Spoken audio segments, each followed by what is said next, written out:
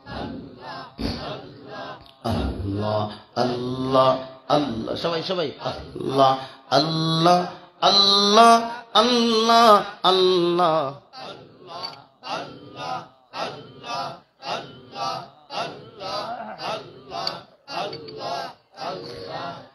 লা ইলাহা ইল্লাল্লাহু মুহাম্মাদুর রাসূলুল্লাহ সাল্লাল্লাহু আলাইহি ওয়াসাল্লাম। প্রিয় ভাইরা আমার, আমি বলতেছিলাম আল্লাহর নবী সর্বকালের সর্বযুগের সর্বশ্রেষ্ঠ তিনি।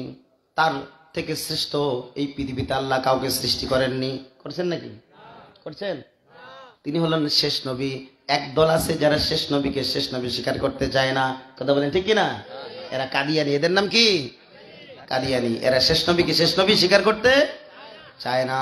কিন্তু আল্লাহ তাআলা নিজে বলেছেন, মা কানা মুহাম্মাদুন আবা আহাদিম মির রিজালিকুম ওয়ালাকির রাসূলুল্লাহি ওয়া খাতামান নাবিয়্যিন ওয়া কানাল্লাহু বিকুল্লি শাইইন আলীমা।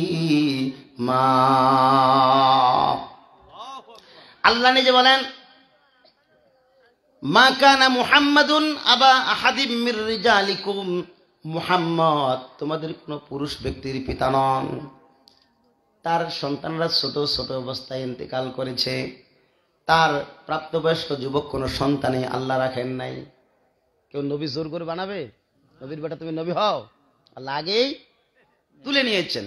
আল্লাহ ওটাই বলেন, মুহাম্মদ কোন পুরুষের পিতা নন, ওয়ালাকির রাসূলুল্লাহ তিনি আল্লাহর রাসূল, ওয়া খাতামান নাবিয়্যিন এবং তিনি শেষ নবী।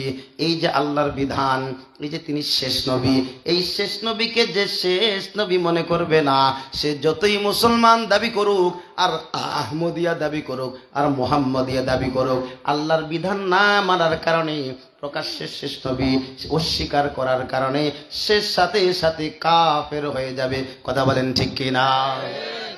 যে বলবে সে কাফের না, সেও কাফের হয়ে যাবে। আল্লাহু আকবার। কি হবে? শেষ নবীজির উম্মত বলে দাবি করে যে সেই নবীর চেয়ার কাদিয়ানীরা দখল করে।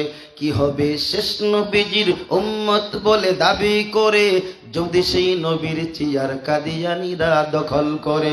নবীজির জন্যে যদি রক্তের বহে নদী, নবীজির জন্যে যদি রক্তের বহে নদী, তবুও হটব না এই দাবি থেকে। কি হবে বেঁচে থেকে? কি হবে বেঁচে থেকে?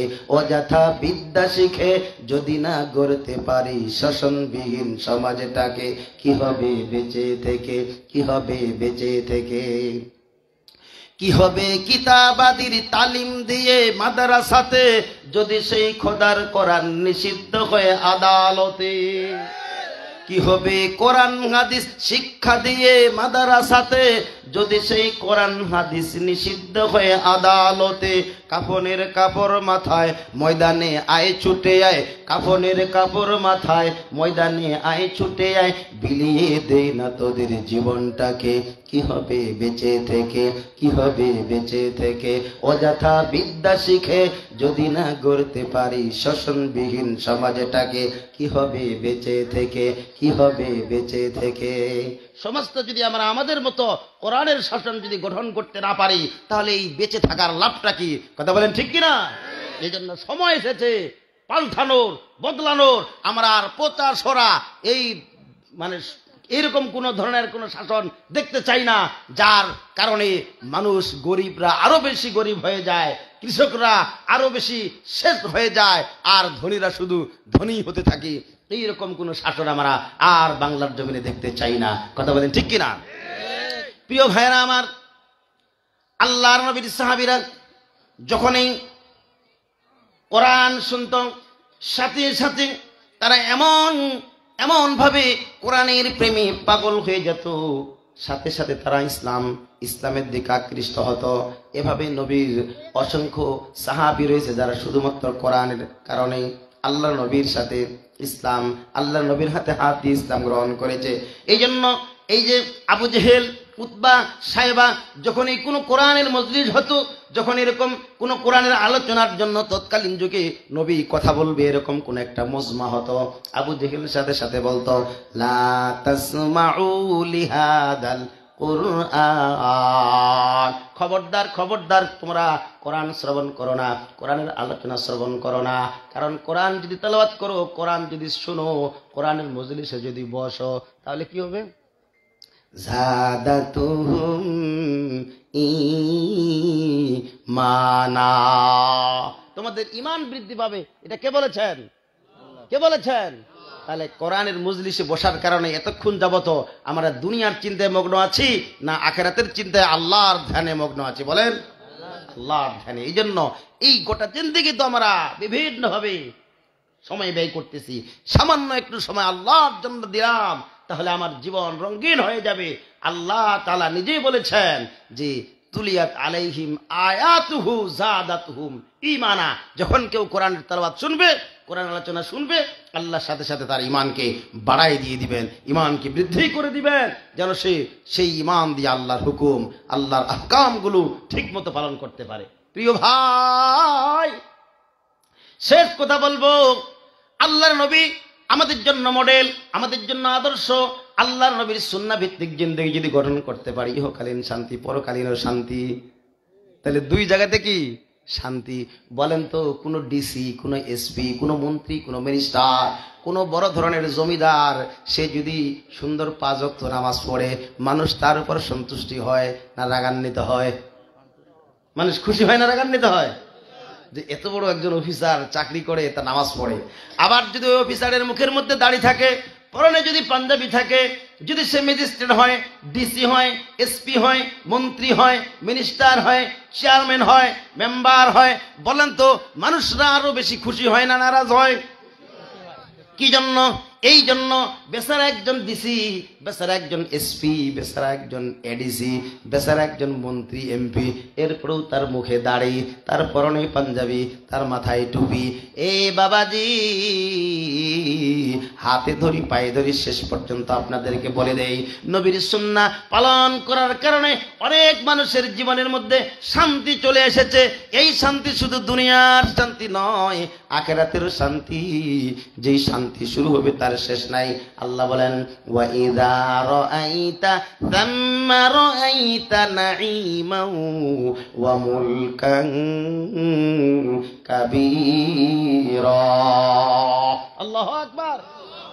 আল্লাহ বলেন, জান্নাত আমাদেরকে যখন দিয়ে দিবে, ওই জান্নাত এত বেশি আনন্দ, এত বেশি খুশি, এত নাচ নিয়ামত, যেই দিকে তাকাবো ওই দিকে শুধু আনন্দ আর আনন্দ, যেই দিকে তাকাবো সেই দিকে শুধু নিয়ামত আর নিয়ামত। এই যে নিয়ামত, এত বেশি নিয়ামত, এত বেশি আনন্দ, প্রত্যেকটা পুরুষকে হাজার হাজার পর্যন্ত স্ত্রী দান করা হবে। প্রত্যেকটা স্ত্রীর বয়স হবে একেবারে কুমারী, 16 থেকে 18 বছর। আল্লাহু আকবার। হাজার হাজার বছর বয়স এক একজন কুমারীর দেওয়া হবে, আর এই তো হাজার হাজার বছর কেটে যাবে, এরপরেও একজন নারীর বয়সটাও 18 থেকে 20-এর বেশি মনে হবে না। সুবহানাল্লাহ। এই নারীদের সঙ্গে মিলিত হবে, নারীদের সঙ্গে প্রেম নিবেদন করবে। এক একটা নারীর সঙ্গে মিলিত হয়ে প্রেম নিবেদন করতে করতে 40,000 বছর চলে যাবে। সুবহানাল্লাহ। জান্নাত এত বেশি, এত আনন্দকর একটা জায়গা, এত বেশি আনন্দ, সেইখানে আমাদের যে ঘর বাড়িগুলি হবে, ওই ঘর বাড়িগুলি এমন, ওই ঘর বাড়িগুলি হবে স্রোতান্বেষী নদী, নদীর মধ্যে স্রোত থাকবে, সেই স্রোতের উপরে বালাখানা হবে, আর চতুর্দিকে বাগান থাকবে, বাগানের মধ্যে বিভিন্ন ফলমূল থাকবে। এক একটা গাছ এমন বড় বড় হবে, ফলের গাছগুলি, এই ফলের গাছগুলি একটা তেজস্বী ঘোড়া যদি 70,000 বছর দৌড় মারে, একটা গাছের ছায়াকে অতিক্রম করতে পারবে না। সেই জান্নাত আমরা চাই কি চাই না? কারা কারা চাই? একটু তাদের জন্য মোনাজাত হবে, হাত তুলে দেখায় লিল্লাহি তাকবীর। আর 10টা মিনিট অপেক্ষা করেন, হাত নামান। জাহান্নাম কঠিন শাস্তির জায়গা। আমি যেই মাদ্রাসায় পড়তাম, নামটা বলবো না, ওই মাদ্রাসার থেকে এরকম একটা নোটিশ ছিল, বিশ্বকাপের ফুটবল খেলা দেখলে সব না নাকি গুনাহ, কি কয় কোন দিকে যাই সব নাকি, কোনটা বলবো? বিশ্বকাপ খেলা দেখতে পারবে না, টিভি দেখতে পারবে না। অনুরূপ ভাবে দেলোয়ার হোসেন সাইদির ওয়াজ শুনতে পারবে না, ঠিক অনুরূপ ভাবে সরমনের কোন পীরের ওয়াজ শুনতে পারবে না। বলে নওজুবিল্লাহ। ফুটবল খেলাও যেমন অপরাধ দেখা, সাইদির ওয়াজ শোনা ওইরকম অপরাধ, আর পীর সাহেব সরমনের ওয়াজ শোনা ওইরকম অপরাধ। চিন্তা করে দেখেন, এমন একটা মাদ্রাসায় পড়ছিলাম, পাশে একটা মাহফিল ছিল, সেখানে ওয়াজ শুনতে যাওয়া যাবে না, কিন্তু মাহফিলের শব্দগুলি মাদ্রাসার মধ্যে সুন্দরভাবে শোনা যায়। এমন সময় আমার কানের মধ্যে একটি ওয়াজ চলে আসলো, মরহুম পীরে কামেল কুতুবুল আলম আল্লাহর ওলি, মরহুম আল্লাহর ওলি ফজলুল করিম রহমাতুল্লাহ আলাইহি, তিনি ওয়াজ করতেছিলেন, জাহান্নামের বয়ান করতেছিলেন। আর তিনি বলতেছিলেন উতুল্লিম বাদাদানিকা জানিম।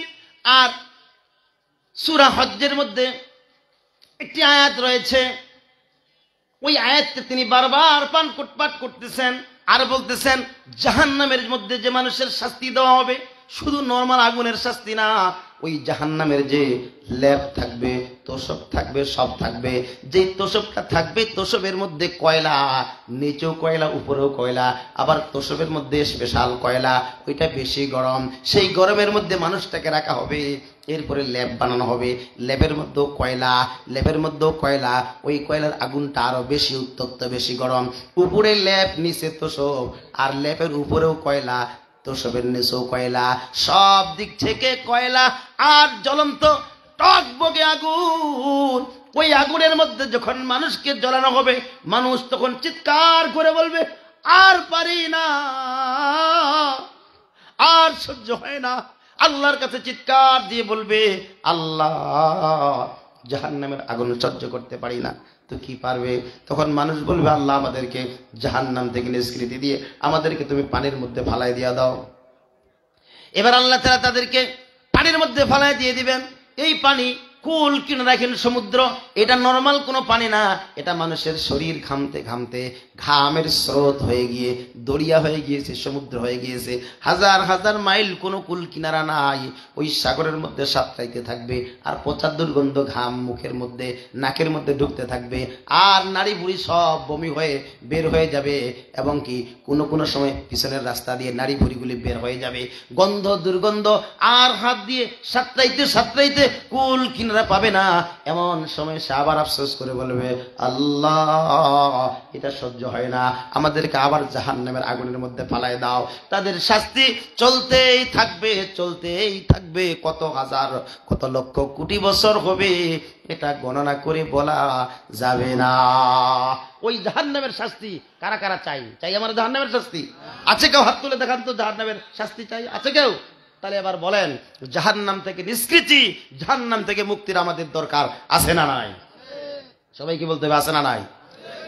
ছোট্ট একটা ঘটনা, 2 মিনিটে শেষ হবে। আবু বকর সিদ্দিক রাদিয়াল্লাহু তাআলা আনহু, তিনার শাসন আমলে তিনি একটা জায়গায় যাচ্ছেন, কিন্তু যেই জায়গায় যাচ্ছেন ওই দিকে একটা যুবক মারা গিয়েছে। কে মারা গিয়েছে? যুবক। যুবকটা মারা গিয়েছে। যুবকটা এমন কোনো পাপ নাই যেই পাপটা করে নাই। প্রত্যেকটা পাপ জীবনে সে সগীরা কবিরা, জানা অজানা, শিরিক বিদআত, নতুন পুরাতন, গোপনে প্রকাশ্যে, দিনে রাতে, এককভাবে সম্মিলিতভাবে, চুরি জেনা ছিনতাই ব্যভিচার, যত অপরাধ আছে সব কিছু সে করেছে। হঠাৎ করে একদিন যুবকটা মারা গিয়েছে। আচ্ছা, যুবকটা বেঁচে থাকা অবস্থায় তার মার কাছে বারবার শুধু অভিযোগ যাইত। এই জন্য মা পর্যন্ত সন্তানের উপর নারাজ হয়ে মা এলাকা ছেড়ে বাইরে চলে গিয়েছে। কোথায় গিয়েছে মার খবর সন্তানও জানে না। এত খারাপ সন্তান। হঠাৎ করে সন্তানটা একদিন মারা গেল। মারা যাওয়ার কারণে এলাকার সমস্ত মানুষ এরকম একতা হয়েছে, ওই বেটার লাশকেও আমরা জানাজা দিব না, কেউ কিছুই করবো না, দাফনও করবো না। আল্লাহু আকবার বলেন। কত খারাপ ছিল চিন্তা করে দেখেন। এই সন্তান এলাকার কেউ দেখতে পারে না। যেই দিন মারা গেছে মানুষ দয়া করে গোসল দিয়েছে, কাপড়ের কাপড় পরিয়েছে, কিন্তু কেউ জানাজায় আসে না। সবাই শুধু কথা বলতেছে। এমন সময় সাইয়্যিদনা আবু বকর সিদ্দিক রাদিয়াল্লাহু তাআলা আনহু রাস্তা দিয়ে যায়। এলাকার মানুষেরা বলছে আবু বকর সিদ্দিক রাদিয়াল্লাহু তাআলা আপনি খলিফাতুল মুসলিমিন, এই যে যুবক খুব খারাপ ছিল, খুব নিকৃষ্ট ছিল, তার জানাজাটা কেউ করায় না, আপনি একটু করায় দিয়ে দেন, আপনার তো দায়িত্ব রাষ্ট্রের সব। আবু বকর সিদ্দিক দয়ালু মানুষ ছিল, উনি বলছেন রে মুসলমান না কাফির? মুসলমান। তাও জানাজা দাও, দাঁড়াও আমি পড়াবো। আল্লাহু আকবার। কাতার সোজা হয়ে গেল, জানাজা পড়াই দিয়ে দিলেন। কয় চলো কবরে চলো, আমি নিজে নামাবো, তোমরা যদি কেউ না ধরো। আবু বকর সিদ্দিক রাদিয়াল্লাহু আনহু সব কিছু করে দিয়ে দিলেন, করার পরে মাটি দিয়ে দিলেন, দাফন শেষ। চলে যাবে এমন সময় একজন বুড়ি দূর থেকে কাঁদতে কাঁদতে চলে আসে, বলল আবু বকর সিদ্দিক রাদিয়াল্লাহু তাআলা, হে আবু বকর খলিফাতুল মুসলিমিন, আপনি অনেক দয়ালু, সাহাবীদের মধ্যে সব থেকে বড়, আপনার অনেক দয়া, কবরটা একটু মাটিটা খনন করে দিবেন, আমি যুবকের লাশটা শেষবারের মতো দেখতে চাই। আবু বকর সিদ্দিক মেজাজ গরম, কি রে এই খুদ থেকে আসলো, যুবকরে কেউ দেখতে পারে না, এটা কি আবার এরকম কোন নারী নাকি যার সঙ্গে বেশি আসছিল? এরকম একটা বদ ধারণা মানুষের আছে না, যে এইটা আবার এই যুবকের জন্য পাগল, এটা কত নম্বর প্রেমিকা, এত পাগল। আবু বকর সিদ্দিক রাগ হলেও কন্ট্রোল করে বলল যে না, এটা শেষ ক্লোজ, আমরা চলে যাব, লাশ দেখানো যাবে না, চলে যাবে। এমন সময় আবার ওই মহিলা আসে, বলতেছে খলিফাতুল মুসলিমিন, আপনি অনেক দয়ালু মানুষ, অনেক অনেক দয়ালু, আমি শুনেছি, একটি বারের জন্য লাশটা কি চেহারাটা দেখানো যাবে? কবরের সামান্য একটা অংশ ফাঁকা করে দিয়ে আমি শুধু একটি চেহারাটা দেখবো শুধু। আবু বকর সিদ্দিক ধমক দিয়েছে, এখান থেকে যাও, সরো, তোমার সাহস, তোমার যুবককে কেউ দেখতে পারে না, আর তুমি আসছো লাশ দেখতে, সব ক্লোজ হয়ে গিয়েছে, মাটি দিয়ে চলে যাবে এখন। আবু বকর সিদ্দিক ধমক দিয়েছে, সবাই সরে গিয়েছে, চলে যাচ্ছে। এমন সময় শেষবারের মতো মহিলা এসে বলতেছে, খলিফাতুল মুসলিমিন, অনেকে অনেক খারাপ ধারণা করতেছে আমার ব্যাপারে, কারণ আমি এলাকা থেকে অনেক আগেই চলে গিয়েছি, কেউ জানে না, সবাই আমার কথা ভুলে গিয়েছে। খলিফাতুল মুসলিমিন বদ খারাপ, বদ চিন্তা অনেকেই করতেছে আমার মনে হয়, কিন্তু আমি বলে দেই, এইটাই হলো আমার সন্তান, আমি সন্তানের মা। সন্তানটা অনেক অপরাধে ছিল, অনেক পাপী ছিল, অনেক খারাপ ছিল, তার অত্যাচার সহ্য করতে না পারে তার বিচার আচার আমার শুনতে শুনতে কান ব্যথা হয়ে গিয়েছে, আমি এই জন্য দূরে চলে গিয়েছি। খলিফাতুল মুসলিমিন আজকে যখন শুনলাম সে মারা গিয়েছে, আমি মা, আমার সন্তানকে কি আমি জীবনে একটিবারের জন্য দেখতে পারবো না? এই অধিকারটা কি আমার নাই? খলিফাতুল মুসলিমের চোখ দিয়ে পানি ঝরঝর করে পড়ল, আর বলতেছে, হে রাসূলের সাহাবীরা, হে মুসলমানেরা, কবরের একটা কণ ফাঁকা করো এবং তার লাশটা বের করো, তার চেহারাটাকে মহিলাকে দেখাই দিয়ে দাও। আল্লাহু আকবার। যারা বাইরে আছেন চলে আসেন, দোয়া করে দিব, এখনই শেষ হবে। প্রিয় ভাই, খলিফাতুল মুসলিমের নির্দেশ কেউ অমান্য করতে পারে না। কবরের একটা কণ ফাঁকা করা হলো, ফাঁকা করার পরে যখনই কবরটা একটু ফাঁকা হলো, সামান্য শুধু একটু ফাঁকা হলো, এমন সময় কবর থেকে একটা ঘ্রাণ বের হয়ে গেল। আল্লাহু আকবার। এমন ঘ্রাণ জিন্দিগিতে কেউ পায় নাই, এত সুবাস, এত সুগন্ধ, এত সুন্দর আতর জীবনে কেউ কোনোদিন ঘ্রাণ নেয় নাই। সাথে সাথে সব হাজার হাজার লক্ষ লক্ষ লোক যত ছিল এলাকায় সব দৌড়ে আসলো, এত সুঘ্রাণ থেকে ওই খারাপ যুবকের কবর থেকে। মানুষ আশ্চর্য হবে কিনা বলেন? আপনারা শুনলেও তো যদি এখান থেকে দিনাজপুর হয় তাও তো দেখতে যাবেন, কথা বলেন ঠিক কিনা? তো সব লোক ভেঙ্গে চলে এসেছে। তো আবু বকর সিদ্দিক রাদিয়াল্লাহু আনহু বলছে, আরো করো, ফাঁকা করো। ফাঁকা করছে, যখন যুবকের লাশটা দেখা যাবে, যুবকটা এমনিতেই ফেসটা ছিল কালো, এখন যুবকটার চেহারা দেখে একবারে নূরুন আলা নূর, এত উজ্জ্বল চেহারা, এত সুন্দর মানুষ সাধারণত কম পাওয়া যায়। আল্লাহু আকবার। এরপরে কবরটা এই মাত্র দিল, 5 মিনিটও হয় নাই, এই 5 মিনিটের ভিতর পুরা কবরটা ফুলের বাগানে পরিণত হয়েছে। আল্লাহু আকবার। প্রিয় ভাই, জানার ইচ্ছা হয় এইরকমটা কেন হলো? ইচ্ছা হয় কিনা বলবো? বলবো। সমস্ত লোকের আবু বকর সিদ্দিক রাদিয়াল্লাহু আনহু ধরেছে, আপনাকে বলতে হবে এটা এরকম কেন হলো। আবু বকর সিদ্দিক রাদিয়াল্লাহু আনহু বললেন, আমি আগে জানবো তারপরে জানাবো, আমি না জানলে কই থেকে জানাবো? আমি আগে শুই, শোয়ার পরও ঘুমাই, ঘুমের সময় রসুলের কাছে যদি দেখা হয় ওইখানে রসুলকে জিজ্ঞেস করব, রসুল আল্লাহর পক্ষ থেকে জেনে জেনে আমাকে বলবে। সুবহানাল্লাহ। আবু বকর সিদ্দিক রাদিয়াল্লাহু আনহুর কাছে পড়ে যারা হলো, বলা হলো কি হয়েছে যুবকের, এবার বলেন। আবু বকর সিদ্দিক রাদিয়াল্লাহু আনহু বলেন, ওই যুবক সে অনেক পাপাচার ছিল, অনেক খারাপ ছিল, কিন্তু প্রত্যেকটা পাপ করার পরে সে মনে মনে এই প্রতিজ্ঞা করত, আমি আর পাপ করব না। সবাই খারাপ বলে, যা শালা এই যে মদ খাইলাম আজকে, আর খাবো না কালকে থেকে, যা। ছি, সবাই খারাপ বলে, আমার মা আমাকে দিয়ে পালাইছে সম্মান নিয়ে, আর খাবো না। আগামীকালকে যখন বন্ধুরা আসে, শয়তানের সঙ্গে মিশা আবার ঢকঢক করে খায়, বলে বিকাল থেকে আর খাবো না, শেষ এইটাই। এ যত অপরাধ করে বলে এইটাই শেষ, আর অপরাধ করব না। হয়তো কোনো মদের আড্ডায়, কোনো গানের আড্ডায়, কোনো নারী জেনা বেবিচারে বলে এইটাই শেষ, এরপর আর কোনো ধরনের খারাপ কাজ করব না। এরকম করে শেষ পর্যন্ত তার জীবনের যে শেষ সময়টা ছিল, আজরাইল আসার আগে সে এইরকম একবার বলেছিল, সি গোটা জীবনটাই আমার একদম অভিশাপ, আমি আর জীবনে কোনো খারাপ কাজই করব না। এই করব না বলাও শেষ, আজরাইল এসে তার জান কবজ করাও শেষ। এই জন্য আবু বকর সিদ্দিক রাদিয়াল্লাহু তাআলা বলেন, আত্তাইবু মিনাজ যামবি কামাল্লা যামবালা, নবীর হাদিস। আত্তাইবু মিনাজ যামবি, কেউ যদি গুনাহের জন্য তওবা করে, আল্লাহ তার গুনাহগুলি এমন করে মিটাই দিয়ে দেয়, কামাল্লা যামবালা, সে যেন জীবনে কোনোদিন গুনাই করেনি। সুবহানাল্লাহ। তাহলে আমরাও তওবা করতে পারি কিনা? আমরা যদি তওবা করি, জীবনে যা গুনাহ করেছি আর করব না, আমাদের জীবনের সব গুনাহ মাফ হয়ে যাবে। মাফ করবেন কে? জোরে বলেন কে? আল্লাহ মাফ করলে আমরা তওবা করতে পারি কি পারি না? নবী বলেন, কুল্লু বানি আদম খাত্তা, প্রত্যেকটা আদম সন্তানই গুনাহগার। ওয়া খায়রুল খাত্তাইনা তাওয়াবুন, গুনাহগারদের মধ্যে তারাই শ্রেষ্ঠ যারা নিজেরা তওবা করে নিজেদের গুনাহগুলো আল্লাহর কাছে মাফ করে নেয়। সুবহানাল্লাহ। যারা তওবা করে, আল্লাহর নবী বলেন এরাই উম্মতের মধ্যে শ্রেষ্ঠ। গুনাহ করার পরে তওবা করলে যদি শ্রেষ্ঠ হয়, আমাদের গুনার জন্য আমরা তওবা করতে রাজি আছি না নাই? দুহাত তুলে দেখান কারা রাজি আছি, বলেন আল্লাহ আল্লাহ। আমরা জীবনে কোনো গুনাহ করতে চাই না, আমাদেরকে গুনাহমুক্ত জীবন যাপনের তৌফিক দিন আল্লাহ। আমরা তোমার হুকুম, তোমার নবীর সুন্নাহ এইভাবে জীবন গঠন করতে চাই, আমাদেরকে তৌফিক দিন, আমিন। হাত নামান। হয়ে গেল তওবা। আস্তাগফিরুল্লাহ আস্তাগফিরুল্লাহ পড়ছেন, মদও খাচ্ছেন, আস্তাগফিরুল্লাহ আস্তাগফিরুল্লাহ পড়ছেন, টেবিলের টোল দিয়ে ঘুষও নিচ্ছেন, ওই আস্তাগফিরুল্লাহর 4 পয়সা দাম নাই। কথা বলেন ঠিক কিনা?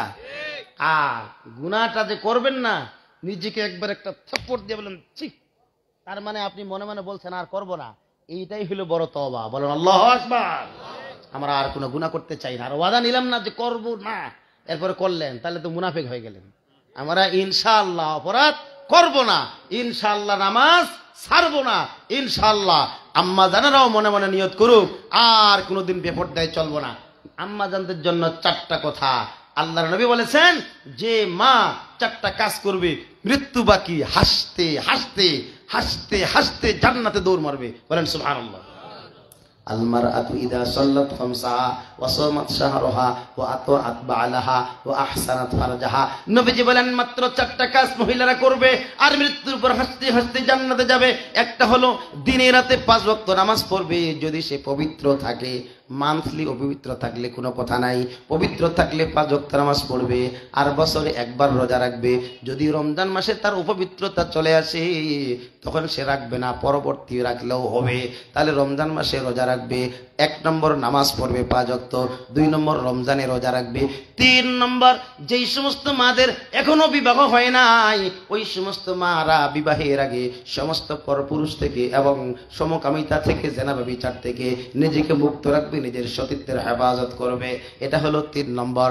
আর 4 নম্বর, বিয়ে হলো যখন মার বিয়ে হয়ে যাবে, বিয়ে হওয়ার পরে স্বামীর সেবা যত্ন করে স্বামীর যদি সন্তুষ্টি অর্জন করতে পারে, এই 4 গুণে যদি গুণান্বিত কোনো মা হয়, মৃত্যু বাকি, মৃত্যুর পর জান্নাত পৌঁছতে দেরি হবে না।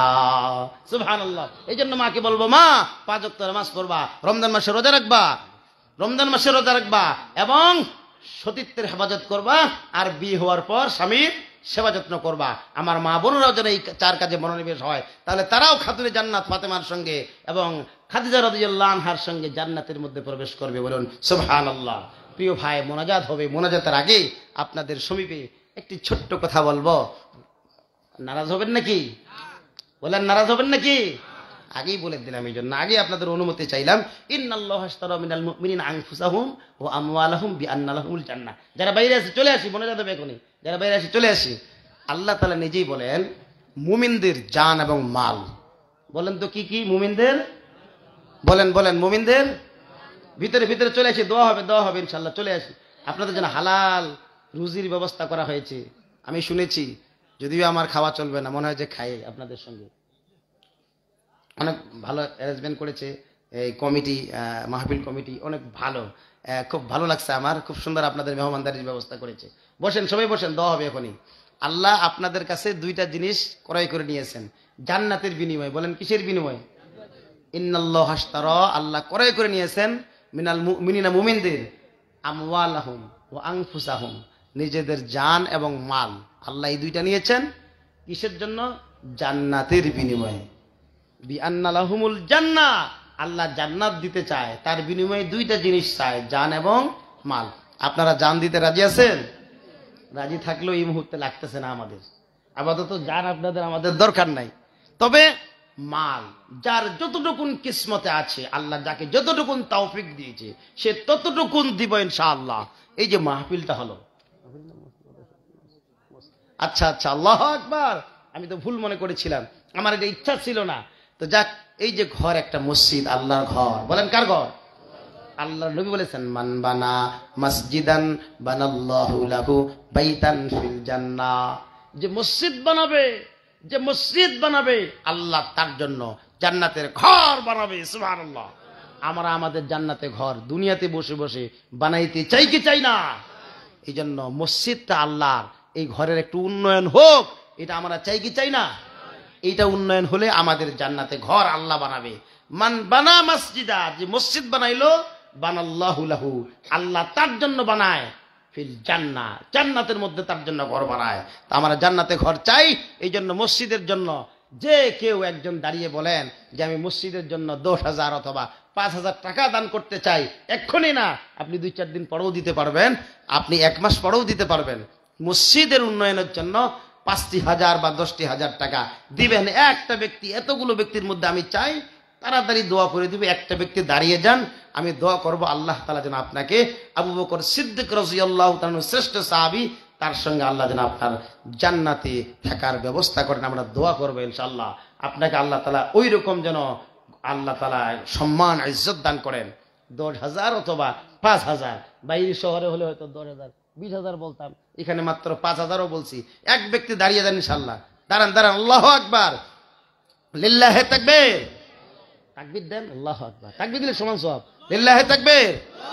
কি নাম ভাইয়ের? হ্যাঁ, আনসারুল ভাই, আনসারুল ইসলাম নাম লিখে নেন। আল্লাহ তোমার বান্দা আনসারুল ভাই 5,000 টাকা করলো দান। আল্লাহ তুমি মেহেরবান, দাতার দান কবুল করে নেন, জানে মালে বরকত দিয়ে দেন, এবং 5 লক্ষ টাকা দান করার সওয়াব আমল নামায় দিয়ে দেন। বলুন আল্লাহুম্মা আমিন। আল্লাহ 5,000 টাকা দিয়েছে, তার জীবনে তুমি দুনিয়াতেই 5 লক্ষ টাকার বরকত তাকে দিয়া দিও। আল্লাহুম্মা আমিন। আল্লাহ তার পরিবার পরিজন বংশ বুনিয়াদের মধ্যে যারা কবরবাসী হয়ে গিয়েছে, তাদের প্রত্যেককে তুমি কবরের আযাব মাফ করে প্রত্যেককে জান্নাতুল ফেরদৌসের মেহমান বানাই দেয়া দাও। আচ্ছা, এক ভাই হলো, আমরা 4 খলিফা। ইসলামে কয় খলিফা? কয় খলিফা বলেন? আরেকটা ভাই চাই, আমরা দোয়া করব আল্লাহ তাআলা তাকে যেন ওমর রাদিয়াল্লাহু আনহুর সঙ্গে জান্নাতে থাকার ব্যবস্থা করে দিয়ে দেন। 2 নম্বর সাহাবী, তার জন্য আমরা দোয়া করব আল্লাহ তাআলা ওমরের মতো যেন আল্লাহ তাকে কি করেন, আল্লাহ এত বেশি আমল করার তৌফিক দেন, সে যেন ওমর রাদিয়াল্লাহু আনহুর সঙ্গে জান্নাতে যেতে পারে। এই জন্য আমরা আরেক ব্যক্তি চাই, যে ব্যক্তি 5,000 টাকা দিবেন। আনসারুল ভাইয়ের মতো আরেক ব্যক্তিকে আমরা চাই, জি ইনশাআল্লাহ খুব দ্রুত দাঁড়িয়ে যায় ইনশাআল্লাহ, এবং নামটা ঘোষণা দেই। 5,000 টাকা বড় কথা নয়। আল্লাহ তাআলা এমন কোন সময় যার কাছে টাকা আছে, কোনো যদি অসুখ দেন, বিপদ বালা মুসিবত দেন, লক্ষ লক্ষ টাকা চলে যাইতে পারে, কিন্তু 5,000 টাকায় হয়তো আপনার মা মারা গেছে, অথবা বাবা মারা গেছে, অথবা শ্বশুর শাশুড়ি মারা গেছে, অথবা আপনার নিকটতম কেউ ইন্তেকাল করেছে, তাকে তার জন্য নেক নিয়তে আপনি দান করেন, অথবা কোনো বিপদ আপদ আপনার সামনে এসেছে, অথবা আপনার একটা নেক মনোবাঞ্ছা পূরণ হয় না, আজকে আপনি দান করেন, আমরা সকলেই মিলে দোয়া করব গভীর রজনীতে। আল্লাহ কবুল করে। দাঁড়িয়ে যান, দাঁড়িয়ে যান। লিল্লাহে তাকবীর। দাঁড়ান, আল্লাহ শয়তানের কোমর ভাঙিয়ে দিয়ে দিবে।